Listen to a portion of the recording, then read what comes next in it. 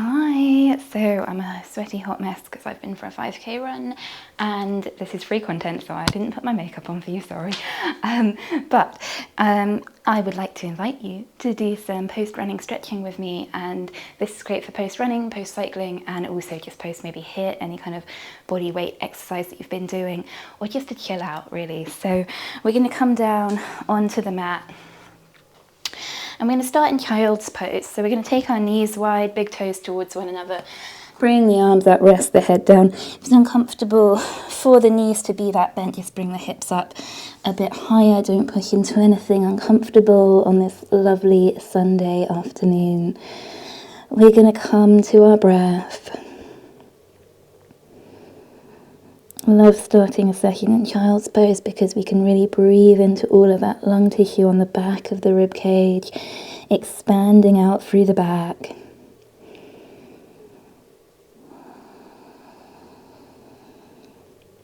And then we're just going to slowly come up onto all fours, wrists under shoulders, knees under hips. We're going to start to move through our cow and cat.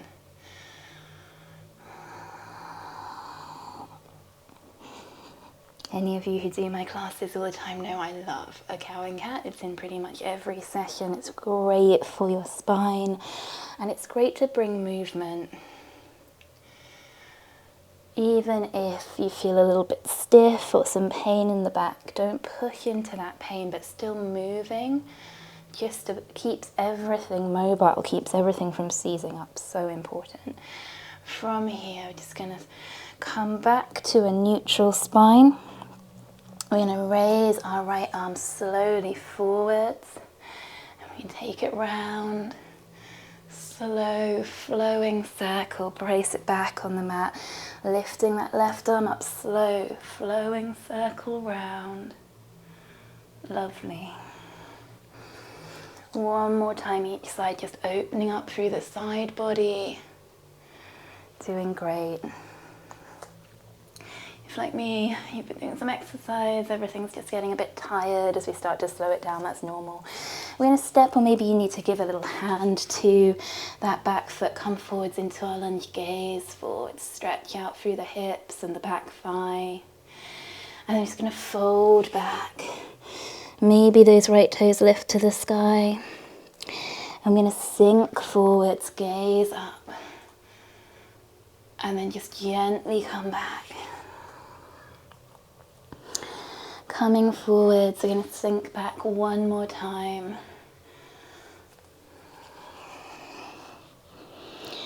And then coming back into that lunge, we're just going to take that leg back, tuck the toes, push through the heel, and then bring the knee down. Stepping that left foot forwards, we're going to lunge and sink forwards. And then we're going to round and fold back. Come forwards to your lunge. Come back into that lovely hamstring stretch. Forwards to your lunge. Last hamstring stretch. And then we're going to take that left leg and we're going to pop it back, push through that heel. Come back onto all fours.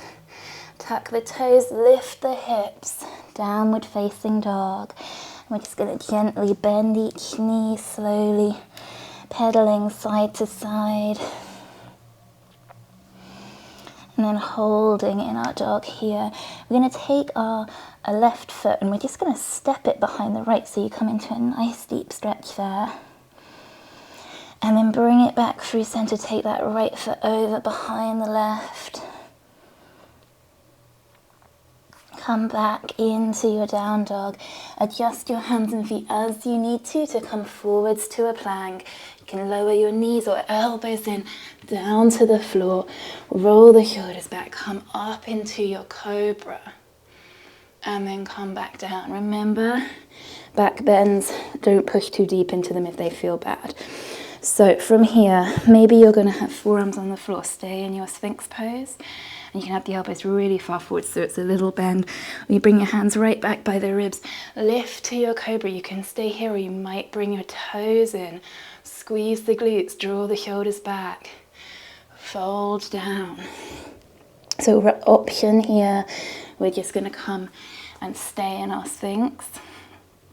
Or you can reach back for the feet and come up into your bow. Remember, this is warmed up yoga. As you exhale, heels towards the bottom, let the head rest down. You might inhale up into that bow pose. Exhale, stretch the quads, gently draw the heels in. Inhale, bow pose. Exhale, down and hold. And releasing those feet. Bring the hands under the ribs, come up to all fours. We're going to come into pigeon, so we're going to take our right knee outside our right wrist and walk our right heel across to the left hip. Staying here, maybe coming onto the forearms or even resting the forehead down. If you've got any knee injuries or conditions, you're going to gently come to your back instead. Right ankle to the left knee, staying there, or drawing that left leg in, holding here. Being in the version of pigeon that is going to work for your body today.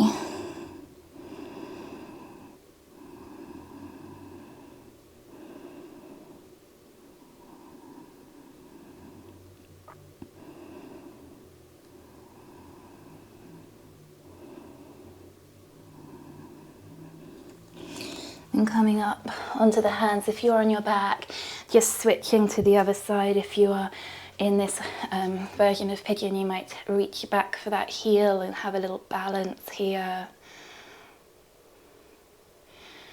And then just gently bring it down, and we'll switch it to the other side. So coming through all fours, left knee outside left wrist, left heel towards right hip.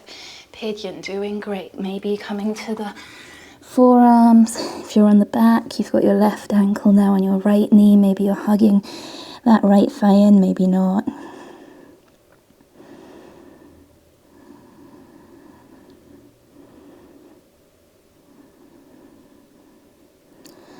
Allowing the breath to slow and calm.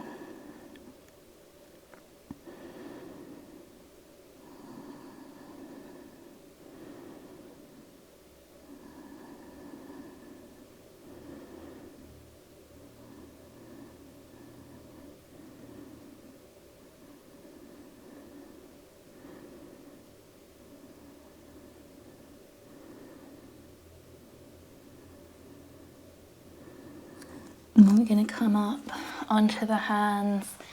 You might stay here, you might draw that back foot in, you might hold, and then you might balance and reach for the sky. This is quite wobbly sometimes.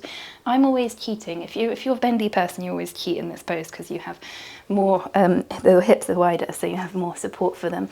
So we're all going to make our way onto all fours. I'm just going to do one more downward facing dog.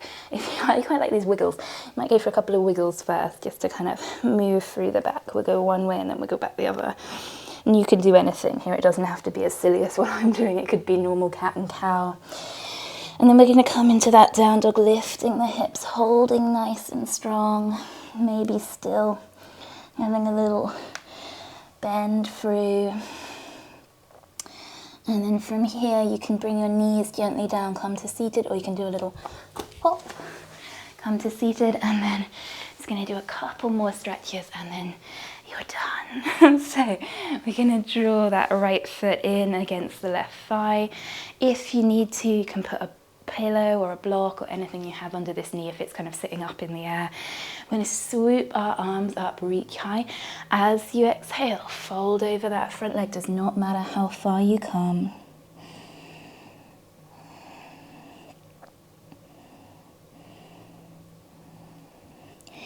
Inhaling, we're going to come up, raise the arms and then spread them wide, circle them down, bring that right leg out, draw that left foot in, and then reaching up and slowly coming forwards. Remember, if you need anything under that left knee, just take the time to pop something there.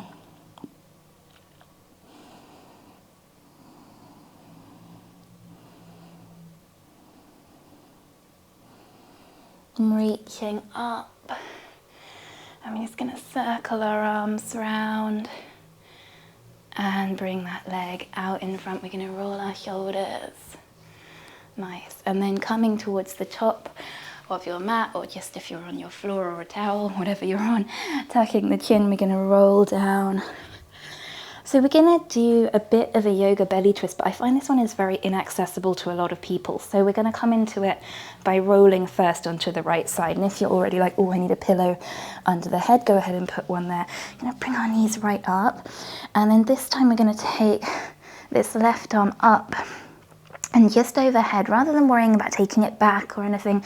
This way, it's more likely to come to the floor and be supported. But if you have shoulder injuries or conditions, keep it down on the hip and just breathe here. Only if you're super bendy and it feels good and it doesn't feel like anything's pulling in the back, you might take that elbow back and behind, look over it. If you have room, because I've got this wall here, you might be able to extend that arm all the way back and bring that shoulder to the mat.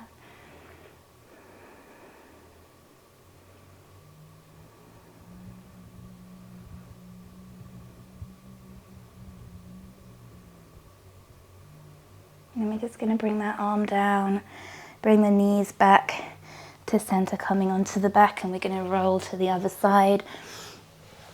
Bring those knees nice and up into the chest, and we might take our right arm just back and overhead. If that doesn't feel so good, we'll leave it on the hip. One side is often a lot more open than the other, and that's just completely normal.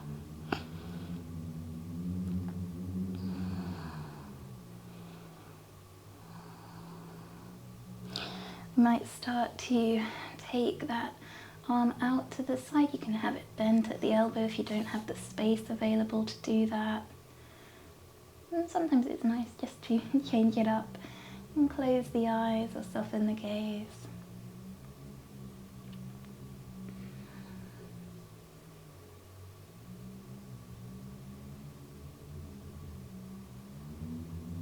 And then we're just going to slowly bring our feet back, coming onto our backs.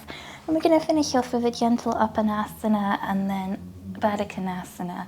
So we start with Upanasana, this lovely knees to chest pose, just circling the knees round. Then we might just take them back in the opposite direction. And then letting the feet come to the floor. Rest the arms by the sides. Let the knees out to either side. Bring the soles of the feet together. Maybe just shimmy your shoulders away from your ears.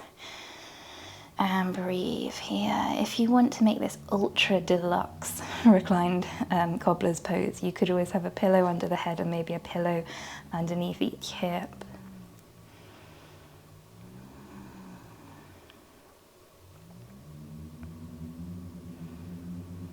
Just allowing your body to soften, starting to relax from the top of your head to the tips of your toes. Finding a calm, flowing breath. Just allow yourself to be here for a moment. Nothing else you need to do. Nowhere else you need to be.